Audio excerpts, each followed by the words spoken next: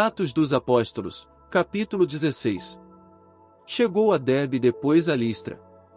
Havia ali um discípulo, chamado Timóteo, filho de uma judia cristã, mas de pai grego, que gozava de ótima reputação junto dos irmãos de Listra e de Iconio. Paulo quis que ele fosse em sua companhia. Ao tomá-lo consigo, circuncidou, por causa dos judeus daqueles lugares, pois todos sabiam que o seu pai era grego. Nas cidades pelas quais passavam, ensinavam que observassem as decisões que haviam sido tomadas pelos apóstolos e anciãos em Jerusalém. Assim as igrejas eram confirmadas na fé, e cresciam em número dia a dia. Atravessando em seguida a Frígia e a província da Galácia, foram impedidos pelo Espírito Santo de anunciar a palavra de Deus na província da Ásia.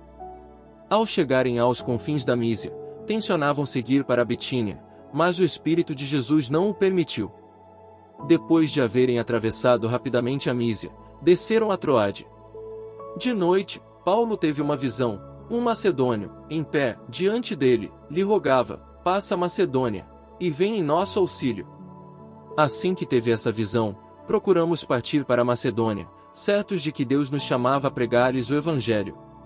Embarcados em Troade, fomos diretamente a Samotrácia e no outro dia a Neápolis.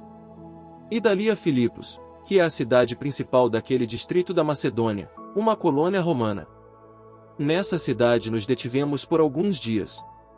No sábado, saímos fora da porta para junto do rio, onde pensávamos haver lugar de oração.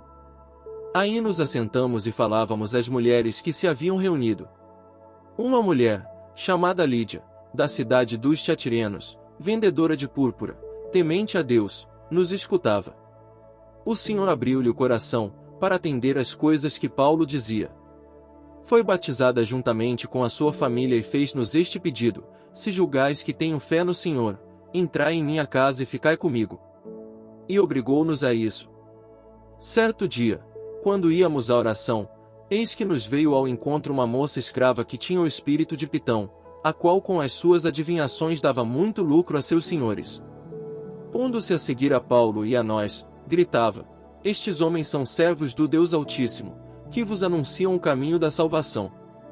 Repetiu isto por muitos dias. Por fim, Paulo enfadou-se. Voltou-se para ela e disse ao espírito: ordeno-te em nome de Jesus Cristo que saias dela. E na mesma hora ele saiu. Vendo seus amós que se lhes esvercera a esperança do lucro, pegaram Paulo e Silas e levaram-nos ao foro, à presença das autoridades. Em seguida, apresentaram-nos aos magistrados, acusando: estes homens são judeus, amotinam a nossa cidade. E pregam um modo de vida que nós, romanos, não podemos admitir nem seguir. O povo insurgiu-se contra eles. Os magistrados mandaram arrancar-lhes as vestes para açoitá-los com varas. Depois de lhes terem feito muitas chagas, meteram-nos na prisão, mandando ao carcereiro que os guardasse com segurança. Este, conforme a ordem recebida, meteu-os na prisão inferior e prendeu-lhes os pés ao cepo. Pela meia-noite, Paulo e Silas rezavam e cantavam um hino a Deus, e os prisioneiros os escutavam. Subitamente, sentiu-se um terremoto tão grande que se abalaram até os fundamentos do cárcere. Abriram-se logo todas as portas e soltaram-se as algemas de todos.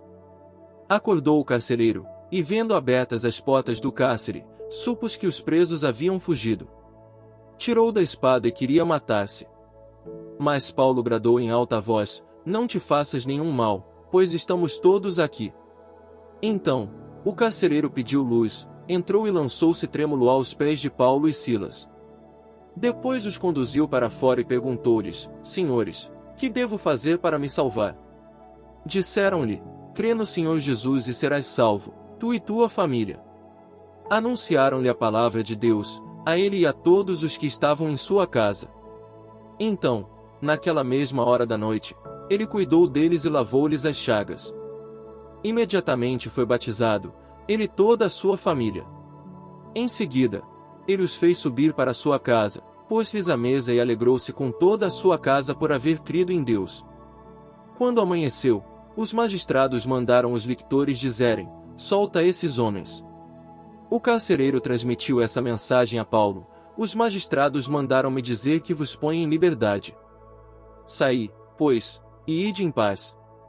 Mas Paulo replicou: sem nenhum julgamento nos açoitaram publicamente, a nós que somos cidadãos romanos, e meteram-nos no cárcere, e agora nos lançam fora ocultamente.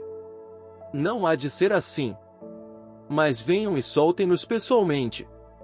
Os lictores deram parte dessas palavras aos magistrados. Estes temeram, ao ouvir dizer que eram romanos. Foram e lhes falaram brandamente. Pedindo desculpas, rogavam-lhes que se retirassem da cidade. Saindo do cárcere, entraram em casa de Lídia, onde reviram e consolaram os irmãos. Depois partiram.